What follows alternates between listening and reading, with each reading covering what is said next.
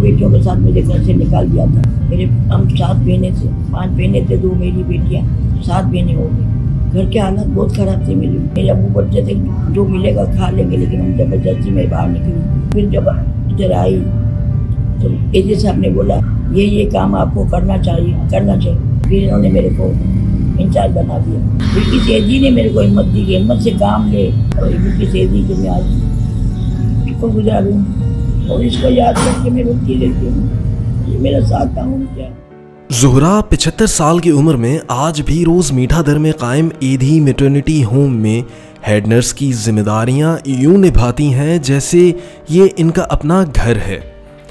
मरहूमा बिल्किस एधी की देरीना साथी और गुज़िश्ता 44 बरस से एधी फाउंडेशन से मुंसलिक ज़ोहरा के लिए एधी सेंटर सिर्फ ऑफिस नहीं बल्कि एक आश्रम है।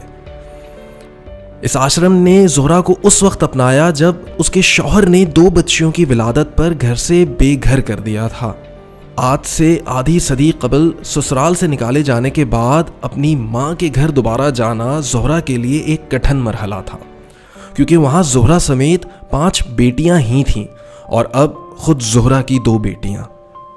उस वक्त के समाज में ख़वातीन के लिए ना ही ज़रिया माश तलाश करना काबिल कबूल था, ना माश के मौक़े दस्तयाब।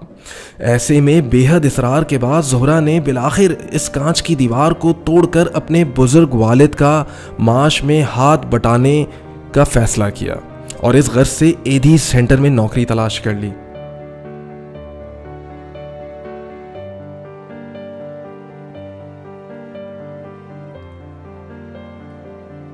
ज़ोहरा की तरह बेशुमार ऐसी ख़वातीन जो घरेलू तनाज़ात और जबर के बायस या तो निकाली जाती हैं या तंग आकर खुद छोड़ देती हैं।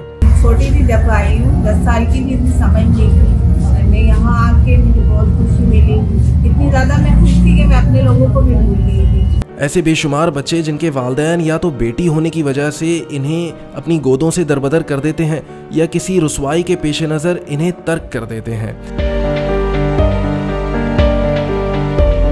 छोड़ के चले जाते थे लेबर रूम में कि सास और वो उसकी जो हस्बैंड थे वो बहुत नाराज होकर उसको कहते थे कि उसको घर नहीं लेकर आना और हमें नहीं चाहिए, पहले ही घर में 7-8 लड़कियां हैं, हमें लड़का चाहिए, तो छोड़ के चले जाते थे। या वो यतीम बेसहारा व लावारिस बच्चे जिनकी जिम्मेदारी उठाने के लिए ना घर है, ना खानवादा, ना सरकार। ऐसे में एधी सेंटर जैसे इदारे वाहिद रोशनी की किरण है। बच्चे मुसलमान हों या किसी दूसरे मजहब के हों, किसी नस्ल के हों, किसी रंग के हों, बहरहाल बच्चे होते हैं।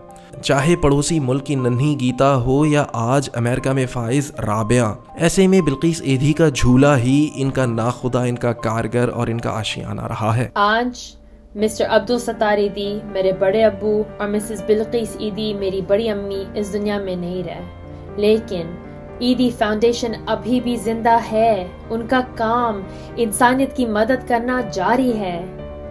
ईदी फाउंडेशन ने बेशुमार बच्चों को शेल्टर दिया, प्यार दिया, माँ बाप दिया, जिससे कि मैं और जिंदगी जीने का एक दूसरा मौका दिया। आज ना बिल्किस एधी हैं, ना अब्दुल सत्तार ईदी। ये सड़क पर खड़े लोगों से अपनी बेबसी या मजबूरी की बजाय इंसानियत की बेबसी और इंसानियत की मजबूरी को सहारा देने वास्ते चंदा इकट्ठा करते रहे। अब इनकी औलादें हैं जो ये काम सरअंजाम दे रही हैं। मेरी वाइफ ने जो है वो मेरी माँ की जगह संभाली है। सारे घर वालों ने जो है वो मिलकर फैसला किया है। जो मम्मी जिम्मेदारी उठाती थी, बच्चियों की शादी करवाना, एडॉप्शन का काम, ये यहीं से इसी टेबल से होता था, तो ये सारी अभी जिम्मेदारी मेरे ऊपर है। तो अभी मैं कोशिश पूरी करूंगी कि मैं ये अच्छे से अच्छे तरीके से निभा सकूं।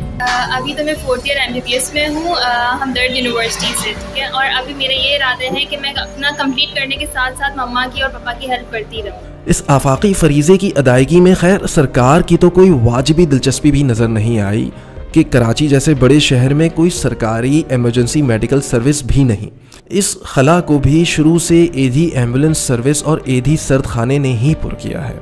हाँ, इस राह में जो सब पे गुजरती है वो इन पर भी गुजरी, क्योंकि लावारिस बच्चों और ख़वातीन को पनाह देने के मामले में इन पर भी गरजे हैं बहुत शेख सरे गोशाए मिंबर, और छोड़ा नहीं गैरों ने कोई नाव के दुश्नाम। पर अब्दुल सत्तार एधी और बिल्किस एधी के दिल में दागे नदामत नहीं।